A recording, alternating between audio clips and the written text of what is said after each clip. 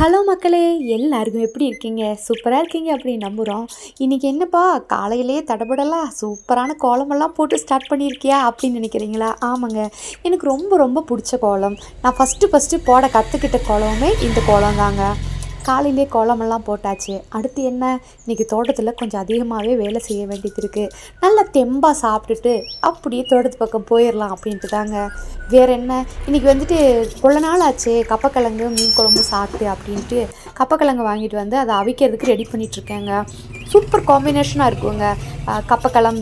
கப்பக்கிழங்கும் மீன் குழம்பும், அதுக்கடுத்து பார்த்திங்கன்னா கப்பக்கிழங்கும் கறி குழம்பும், இது எல்லாமே சூப்பராக இருக்குங்க. அதுதான் நான் ரெடி பண்ணிகிட்ருக்கேன். ஒரு சிஸ்டர் வந்து கேட்டிருந்தாங்க, இந்த பாத்திரத்தை பற்றி கொஞ்சம் சொல்லுங்கள் அப்படின்ட்டு. இந்த பாத்திரம் வந்துட்டு நம்ம சாதம் வடிக்கிறதுக்கு இந்த மாதிரி நல்லா யூஸ் ஆகுங்க. நம்ம மேலே கொட்டிடாது, சாஞ்சிடாது. ஏன்னா கீழேயுமே அந்த ரிங் இருக்குது, மேலேயுமே அந்த ரிங் இருக்கிறனால கொஞ்சம் சேஃபாக இருக்குன்னு வச்சுக்கோங்களேன். நல்லா இருக்குங்க இந்த பாத்திரம். ஊரில் கிடச்சா வாங்கிக்கோங்க, சரிங்களா? அடுத்து பார்த்திங்கன்னா கப்பக்கிழங்க வந்து பொடிசாக நல்லா கட் பண்ணி எடுத்துக்கிறோம். நாங்கள் கட் பண்ணி நல்லா சுத்தமாக 2-3 தடவை கழுவணும். என்னென்னு பார்த்திங்கன்னா அந்த தொலியெல்லாம் மணல் இந்த மாதிரி இருக்குமா, நம்ம எவ்வளோதான் உரித்து எடுத்துகிட்டு வந்து போட்டாலுமே ஒரு 4 தடவை 3 தடவைனாச்சும் கழுவிடணுங்க. சுத்தமாக கழுவின கப்பக்கிழங்க வந்து அடுப்பில் வச்சுட்டேங்க. ஒரு பக்கம் பார்த்திங்கன்னா சாதத்துக்கு அரிசி போட்டாச்சு, அது அங்கே ரெடி ஆகிட்டுருக்கு. டீ போடலாம் அப்படின்ட்டு பாலுமே அடுப்பில் வச்சுருக்கேங்க. காலையில் எழுந்திரிச்சு நம்ம என்ன தான் ஓடி ஆடி வேலை பார்த்தாலுமே அந்த ஃபினிஷ் பண்ணிடணும் எல்லா வேலையுமே. சமையலெல்லாம் முடிச்சுட்டு அதிலேருந்து நம்ம வெளியில் வந்துட்டோம் அப்படின்னா நிறைய விஷயங்கள் பண்ணுறதுக்கான டைம் நம்மளுக்கு கிடைக்கும் அப்படின்னு நான் ஃபீல் பண்ணுறேன், சரிங்களா? கப்பக்கிழங்குக்கு வந்து மசாலா போடணும். அதுக்கு என்னென்னு பார்த்தீங்கன்னா தேங்காய், மஞ்சத்தூள், சீரகம், பெப்பர், வெங்காயம், பச்சை மிளகாய், கருவேப்பிலை, பூண்டு இவங்களை எல்லாமே சேர்த்து கொஞ்சம் போல் தண்ணி விட்டு கொஞ்சம் கொரகொரப்பாக அரைச்சிட்டு வந்துடணுங்க. அப்படி அரைச்சி அந்த கப்பக்கிழங்கு சேர்த்தா இனி கொஞ்சம் டேஸ்ட் அதிகமாக இருக்கும். நீங்கள் இப்படி சாப்பிட்ருக்கீங்களா இல்லையா அப்படிங்கிறத மறக்காமல் என்கிட்ட சொல்லுங்கள். நான் இதெல்லாம் ரெடி பண்ணி வச்சுட்டு கப்பக்கிழங்கு என்னென்னா நல்லா கொதித்து வெந்து வரணும். அந்த நேரத்தில் போய் அழகாக ஒரு டீ குடிச்சிட்டு அப்படி கொஞ்சம் நேரம் உட்காந்து பேசிட்டு வந்துடலாம் அப்படின்ட்டு டீ போட்டு எடுத்துகிட்டு வந்துட்டேங்க. மாடிக்கு தாங்க போனோம். நானும் எங்கள் வீட்டுக்காரவங்களும் உட்காந்து இன்றைக்கி என்னென்ன வேலை செய்ய போகிறோம் அப்படிங்கிறத பற்றியெல்லாம் ஒரு கொஞ்சம் நேரம் பேசிகிட்டு இருந்தோம். இனி பசங்களுக்கு வேறு லீவ் விட்டுருக்காங்க. சரி, பசங்களை கடையில் உட்கார வச்சுட்டு நம்ம கொஞ்சம் வேலை வந்து தோட்டத்துலேயும் பார்த்துக்கலாம் அப்படிங்கிறத பற்றி பேசிகிட்டே இருந்தோங்க. இப்படி நம்ம டைம் இல்லை அப்படிங்கிற பரபரப்பான உலகத்தில் வாழ்ந்துட்டுருக்கோம். நாம் தான் டைம் உண்டு பண்ணுறதும் டைம் இல்லை அப்படிங்கிறதுமே நம்ம தான், சரிங்களா? நம்மளுக்கு தேவையானதை நாம் தான் சமயம் ஒதுக்கி செஞ்சுக்கிறணும் அப்படின்னு நான் நினைக்கிறேங்க. காலையில் என்னப்பா உனக்கு வாயெல்லாம் உளருதா அப்படின்னு நினைக்காதீங்க. நம்ம பேசுகிறோம் இல்லையா, அதில் கொஞ்சம் அப்படி வார்த்தைகள் வருது. உங்களுக்கு பிடிச்சிருக்குல்ல, அதுவே எனக்கு போதுங்க. நான் பேசுகிறது ரொம்ப பேர் ரசிச்சுக்கிறீங்க. நிறைய பேர் வந்துட்டு நிறைய தாய்மார்கள், நிறைய சிஸ்டர்கள் உங்கள் லவ் அண்ட் சப்போர்ட் கொடுத்துட்டே இருக்கீங்க. எனக்கே ரொம்ப சந்தோஷமாக இருக்குது. இப்படி ஒரு உறவுகள் கிடைக்க நான் தாங்க கொடுத்து வச்சுருக்கணும். நம்ம வீட்டுக்கு பின்னாடி இருந்த வாழைத்தாறு வந்து போட்டிருக்கு. அதில் வந்துட்டு நிறைய படலை, இந்த சீப்பாக இருக்கும் பார்த்திங்களா, அதுக்கு மலையாளத்தில் வந்துட்டு படலை அப்படின்னு சொல்லுவாங்க. அது வந்து விட்டுருக்குங்க.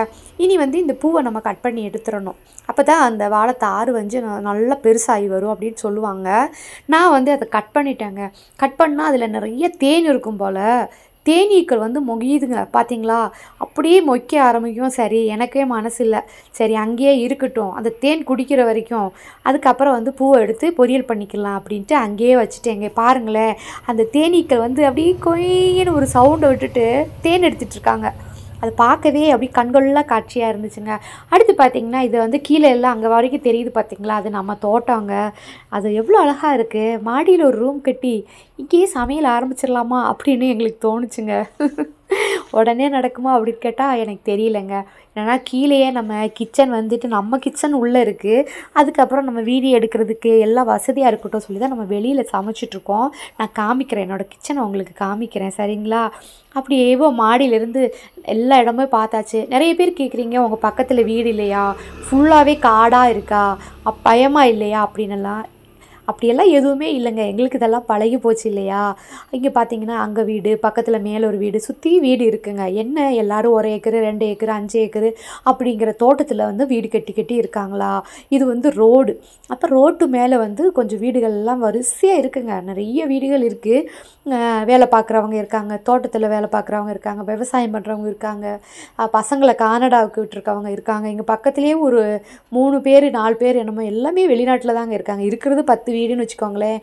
அதில் வந்து எல்லா வீட்லேருந்தும் இப்போ நாங்கள் ஒரு 2-3 வீட்டில் தான் வெளிநாடு போகல, மற்ற எல்லா வீட்டிலேருந்தும் வெளிநாடு போயிருக்காங்க, பசங்களை விட்டுருக்காங்க. அந்த மாதிரி தாங்க இருக்குது. நம்ம இதெல்லாம் பார்த்து அப்படியே சுற்றி கொஞ்சம் நேரம் உக்காந்துட்டு வரவங்களே நம்ம கிழங்கு வந்து சூப்பராக வெந்துருச்சுங்க.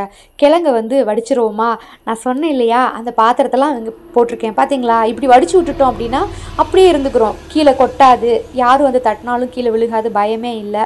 அதுக்கப்புறம் கொஞ்சம் பாத்திரங்கள் இருந்துச்சு, அவங்கள எல்லாம் கழுவி போட்டாச்சுங்க. காலையிலே தண்ணியில் தொடச்சி கொஞ்சம் ஜில்லுன்னு இருக்கும், அதனால தான் கொஞ்சம் நேரம் கழித்து வந்து எல்லாமே கழுவி க்ளீன் பண்ணி வச்சுக்கிறதுங்க. கிச்சன் பிடிச்சிருக்கா அப்படிங்கிறத மறக்காமல் சொல்லுங்கள். கிச்சனில் வந்து எனக்கு நிறைய செடி கொடி எல்லாமே வச்சுருக்கேங்க.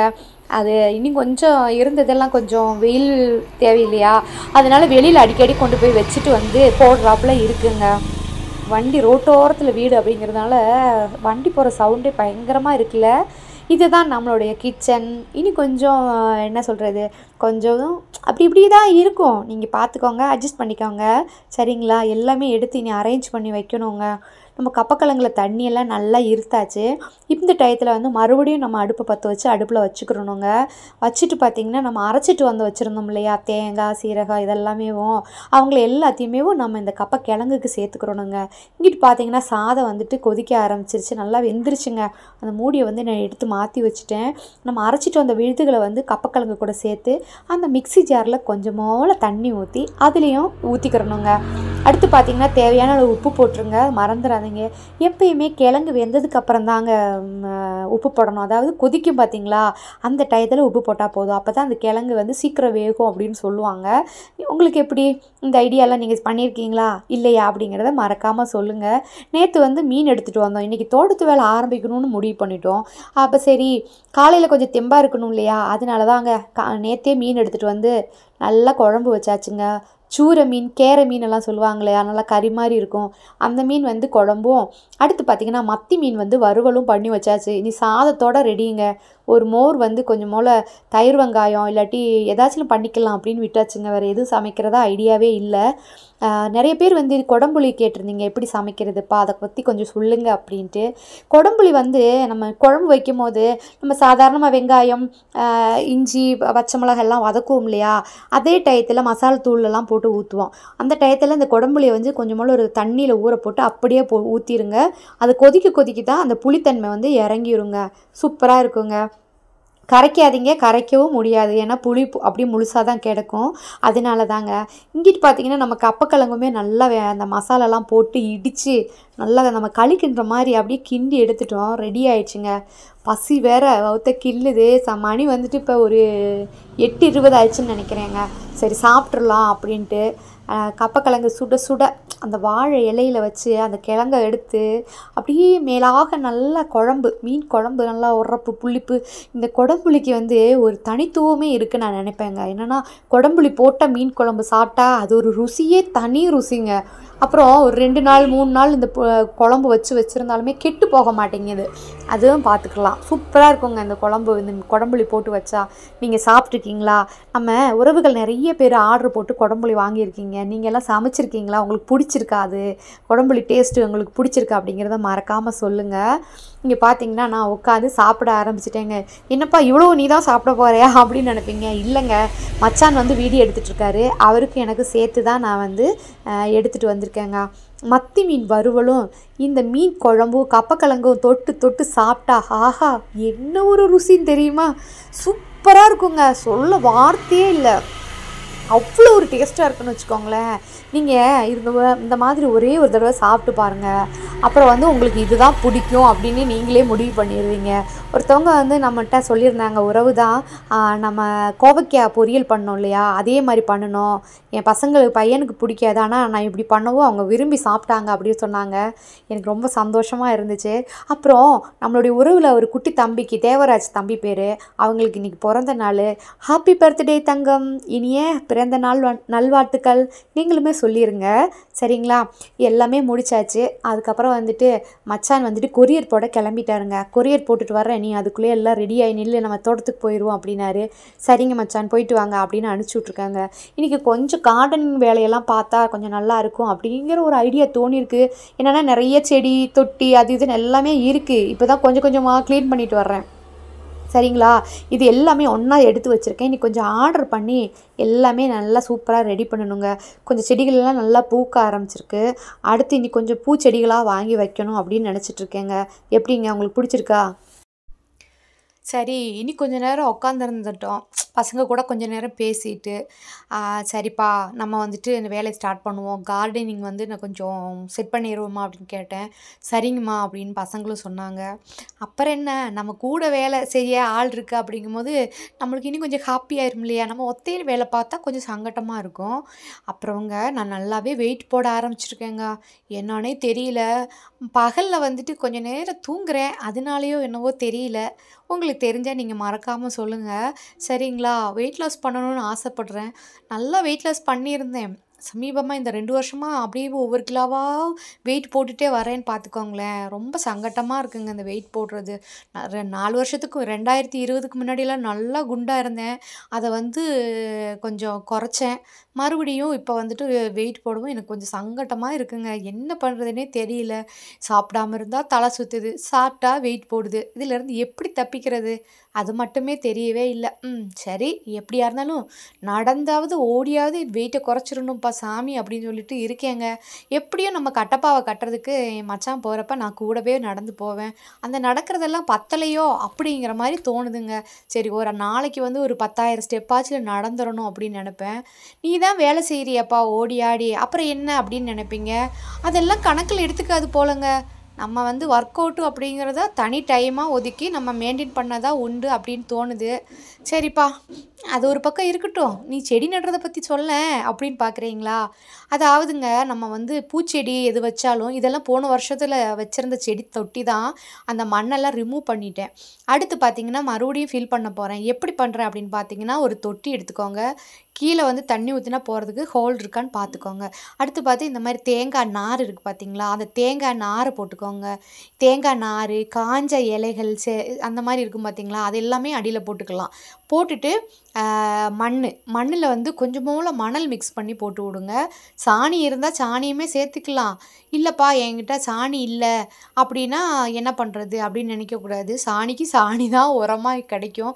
இல்லாட்டி நர்சரியில வந்து உரம் கிடைக்கும்னு நினைக்கிறீங்க. கம்போஸ்ட் உரங்கள் அதெல்லாம் சேர்த்துக்கோங்க. நான் வந்து இப்ப சாணி சேர்க்கல. நம்மகிட்ட பச்சை சாணி இருக்கு இல்லையா? அத வந்து கரைச்சு, அத வேப்ப புண்ணாக்கு கொஞ்சம் சேர்த்து 2 நாள் ஊற வச்சு, அது கூட தண்ணி கலந்து நம்ம செடிகளுக்கெல்லாம் ஊத்திட்டு வர்றேங்க. செடியே நல்லா பசப்பசேர்ன்னு ஆ வர ஆரம்பிச்சிருச்சுங்க. அடுத்து வந்து பூச்சி தாக்குதல்லாம் நெறைய இருக்கு. அதுக்கு வந்து ஒரு என்ன பண்றது அப்படின்னு பார்த்தீங்கன்னா, கொஞ்சம் ஒரு கைப்பிடி அளவு பச்சை சாணி எடுத்து ஒரு பக்கெட் தண்ணீல கலக்கிக்கோங்க. அது கூட ஒரு 10, 15 பல்லு பூண்ட வந்து நல்லா தட்டி போட்டுருங்க. போட்டுட்டு நல்லா கலக்கி வச்சுருங்க. ஒரு 3 நாளையில வந்து அந்த சாணி எல்லாமே கீழ இஞ்சிரும். அந்த தண்ணி மட்டுமே மேல வந்து நிக்குமா, அதிலருந்து ஒரு ஸ்ப்ரே பாட்டிலுக்கு மாத்தி கொஞ்சம் தண்ணி அது கூட மிக்ஸ் பண்ணி செடி எல்லாமே தெளிச்சு விட்டுருங்க. ஸ்ப்ரே பண்ணி விட்டுட்டோம் அப்படின்னா, பூச்சி தொல்லை வந்து இருக்காதுங்க. ஒரு 10 நாளைக்கு ஒரு தடவை இந்த மாரி ஸ்ப்ரே பண்ணலாம். அத வந்து நீங்க இப்ப 10 நாள் கழிச்சு ஊத்த போறீங்க, ஸ்ப்ரே பண்ண போறீங்க அப்படின்னா, அதுக்கு தகுந்த மாரி தயார் பண்ணினா போதும். தயார் செஞ்சு ரொம்ப நாள் வைக்க வேண்டாம். ஸ்மெல் அடிச்சிரும். சரிங்களா? இது ஒரு பக்கம் இருக்கா, இங்கனக்குள்ள ஒரு அள்ளி தொட்டி வைக்கணும்னு ரொம்ப நாள் ஆசைங்க. அது நம்ம வீட்ல வந்து பின்புறம் சமையல் பண்றோம் இல்லையா? அது பக்கத்துல வந்து வச்சிருக்கேன். இங்கேயுமேவும் இந்த பேசன் அந்த ரவுண்டா இருக்கும் பார்த்தீங்களா? பிளாஸ்டிக்கில அந்த தொட்டி ஒண்ணு வாங்கிட்டு வந்து, அது கூட கொஞ்சம் போல அள்ளி செடியெல்லாம் சுத்தி வச்சு தண்ணி ஊத்தி ஃபில் பண்ணி வச்சிருக்கேன். என் மகன், "அம்மா நான் தான் நடுவேன். என் கையில நட்டா நல்லா வரும்" அப்படின்னு சொல்லி அவன் தான் நட்டான். என்ன வீடியோ தான் கொஞ்சம் எடுக்க முடியல. பசங்க வந்து ரொம்ப சங்கடப்படுறாங்க வீடியோவுக்கு வர்றதுக்கு. "என்ன காட்டாதீங்கம்மா" அப்படிங்கிறாங்க. அப்ப அவங்களுக்கு பிடிக்கும்போது, "அம்மா நாங்க வர்றோம்" அப்படின்னு சொல்றாங்க. அதுக்கு தகுந்த மாரி தான் வீடியோ எடுக்க முடியுதுங்க. இடையில கொஞ்சம் நேரம் பிரேக் எடுத்துட்டு, போய் சாப்பிட்டுட்டு வந்துட்டேங்க. நான் மட்டும் இல்ல, பசங்களும், வீட்டுக்காரவங்களும் எல்லாருமே சாப்பிட்டாச்சுங்க. தோட்டத்தில வந்துட்டு இந்த சுண்ணாம்பு, மக்னீசியம் இது எல்லாமே நம்ம குடுக்க வேண்டியது இருக்குங்க. அதெல்லாம் பார்த்து செய்யணும்னு தான் இன்னைக்கு பிளான் பண்ணியிருந்தோம். ஆனா, நம்ம இங்க செடிய மெயின்டெயின் பண்ற இறங்குனனால அந்த வேலை பெண்டிங்ல ஆயிப்போச்சு. சரி பரவாயில்லங்க, நாளைக்கு செஞ்சுக்கலாம் அப்படின்னு அத விட்டுட்டோங்க. என்னங்க சாப்பிட்டுட்டு வந்துட்டு கொஞ்சம் நேரம் தூங்கணும்னு நெனச்சேன். நான் தான் அப்பயே சொன்னேன்ல, மதியம் தூங்குறனாலயோ என்னவோ வெயிட் போடுறேன் அப்படின்ட்டு. அதுக்கு பயந்துகிட்டே சரி வேண்டாம், நம்ம வேலையவே செஞ்சுருவோம் அப்படின்ட்டு தாங்க வந்துட்டு இது ஃபுல்லா நம்ம அந்த களை பறிச்சது, அந்த மண் நரைச்சது, அந்த இலை அது இதுன்னு நிறைய கிடந்துச்சுங்க. அது எல்லாமே எடுத்துகிட்டு போய் ஒவ்வொரு இடத்துல அரேஞ்ச் பண்ணி வச்சுட்டு, கீழே போட வேண்டியதெல்லாம் கீழே போட்டாச்சுங்க. இந்த நம்ம இங்கே கிடைக்கிற அந்த காஞ்ச இலைகள், செடி கொடி எல்லாம் இருக்கும் பார்த்தீங்களா, அது எல்லாமே கொண்டு போய் ஒரு இடத்துல குமிச்சு வச்சுறது. அதுக்கப்புறம் அதுக்கு மேலே கொஞ்சமோல சுண்ணாம்பு போட்டு விட்டா போதுங்க. கொஞ்சமால சாணி அதுக்கப்புறம் ஒரு வாரம் கழித்து போட்டு விட்டோம்னா, அது வந்து நல்லா மக்கி மக்கு உரமாக மாறிடுது. அதை எடுத்து நம்ம கம்போஸ்ட் மாதிரி செடிகளுக்கெல்லாம் பயன்படுத்திக்கலாம். அதையுமே வேஸ்ட் பண்ணுறது இல்லைன்னு வச்சுக்கோங்களேன். அவ்வளோதான். இனி பார்த்தீங்கன்னா இது ஃபுல்லாக கூட்டிட்டேங்க. கூட்டிட்டு கொஞ்சம் நல்லா அள்ளி போட்டுடலாம் அப்படின்னு சொல்லிட்டு தாங்க. பசங்க இடையில இடையில வந்து ஹெல்ப் பண்ணுவாங்க, மறுபடியும் ஓடி போயிடுவாங்க. இடையில வந்து ஹெல்ப் பண்ணுவாங்க, மறுபடியும் ஓடி போயிடுவாங்க. அந்த மாதிரி தான் இருந்துச்சு. பாப்பாவுக்கு வந்துட்டு லேசாக காய்ச்சல் அடிக்கிற மாதிரி இருக்குங்க. வீட்டுக்காருக்குமே லேசாக காய்ச்சல் அடிக்கிற மாதிரி தான் இருக்குது. என்ன தான் பண்ண போகிறோமோ தெரியவே இல்லைங்க. ஒரு பக்கம் பயமாக இருக்குது. இப்போல்லாம் காய்ச்சல் வந்தால் ரொம்ப கஷ்டமாக இருக்குங்க. அதனால என்ன பண்ணுறது அப்படிங்கிறது ஒன்றும் புரியல. சரி கொஞ்சம் கஷாயம் போட்டு கொடுத்துருவோம் எல்லாத்துக்கும் அப்படின்னு சொல்லி பிளான் பண்ணியிருக்கேங்க. கூட்டி அள்ளி போட்ட கையோட துப்புரம் இதெல்லாம் கொஞ்சம் தண்ணி அடித்து கழுவி விட்டுருவோம் அப்படின்ட்டு. என்னென்னா நம்ம வீட்டு முன்னாடி அந்த இறங்குறவங்க பார்த்தீங்களா, அங்கே மட்டும்தான் அந்த தரை கல் போட்டிருக்கோம். மற்றபடி ஃபுல்லாக மண் தான் இருக்குது. அதனால சரி கழுவி விட்டுருவோம். அங்கே 1, 2 அழுக்கெல்லாம் இருக்கும். அதெல்லாம் கொஞ்சம் கழுவி விட்டுருவோம் அப்படின்ட்டு தாங்க இருக்கோம். வீடு இந்த வருஷம் பெயிண்ட் அடிக்கணும். நிறைய பிளான் எல்லாம் இருக்குது.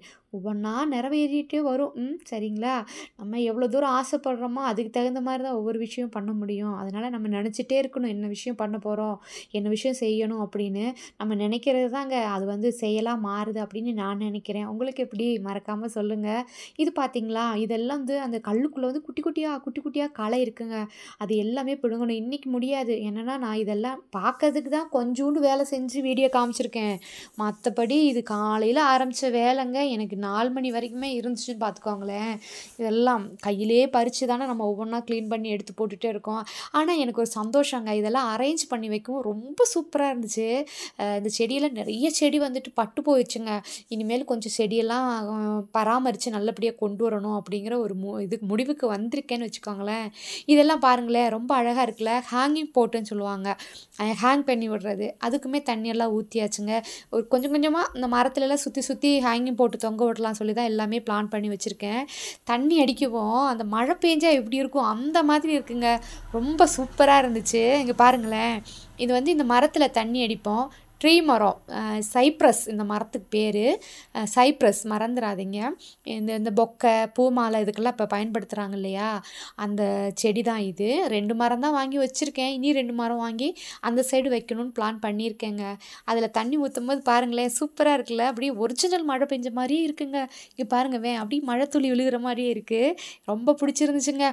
ஆட்டம் பாட்டம் கொண்டாட்டம் அப்படிங்கிற மாதிரி எல்லா வேலையுமே செஞ்சு முடிச்சாச்சுங்க.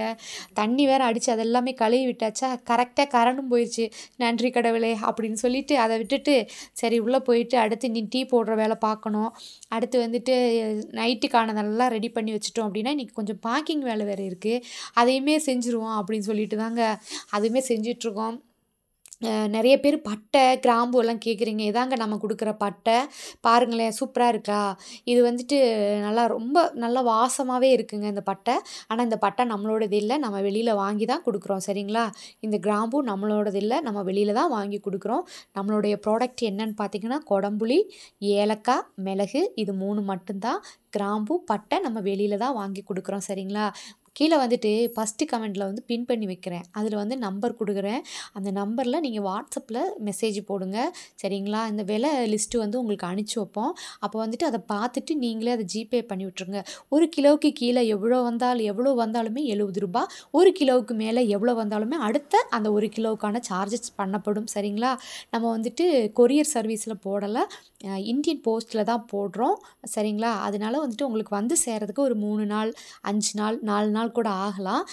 அதுக்கப்புறம் ஃபஸ்ட்டு ஆர்டர் பண்ணவங்களுக்கு முதல்ல நம்ம பேக் பண்ணி கொடுத்துருவோம். ஆர்டர் வர்றதை தகுந்து தான் உங்களுக்கும் அனுப்பிச்சிட்டே இருக்கேன். எனக்கு வரலையேப்பா, எனக்கு கொடுக்கலையேப்பா அப்படின்னு யாரும் என் கமெண்ட்டுக்கு ரிப்ளை பண்ணலை, நான் கேட்டுகிட்டே இருக்கேன் அப்படின்லாம் யாரும் சங்கடப்படாதீங்க. இவங்க எல்லாருக்குமே பதில் உண்டு. சரிங்களா? பேக் பண்ணுறதுக்கு ஒரு பொண்ணை நாங்கள் வச்சுருக்கோம். அவள் வந்து காலேஜ் படிக்கிறா. வாரத்தில் 3 நாள் தான் வருவாள். அவள் வந்துட்டு எல்லா அட்ரஸும் எழுதி வெரிஃபை பண்ணி நம்ம கொரியர் வந்து போட்டுகிட்டே இருக்கோங்க. இப்படி தான் நம்மளுடைய லைஃப் இன்றைக்கி போயிட்டுருக்கு. ஓகேங்க. ஓகேங்களா? உங்கள் அன்பு சப்போர்ட்டுக்கு எல்லாம் ரொம்ப நன்றி. நிறைய பேர் நம்ம சேனலை சப்ஸ்கிரைப் பண்ணியிருக்கீங்க. சப்ஸ்கிரைப் பண்ண எல்லாருக்குமே ரொம்ப ரொம்ப நன்றி. என்னங்க மக்களே, நம்ம வீடியோலாம் உங்களுக்கு பிடிச்சிருக்கு அப்படின்னு நம்புகிறேன். மீண்டும் ஒரு வீடியோவில் சந்திக்கலாமா? பாய். நன்றி உறவுகளே.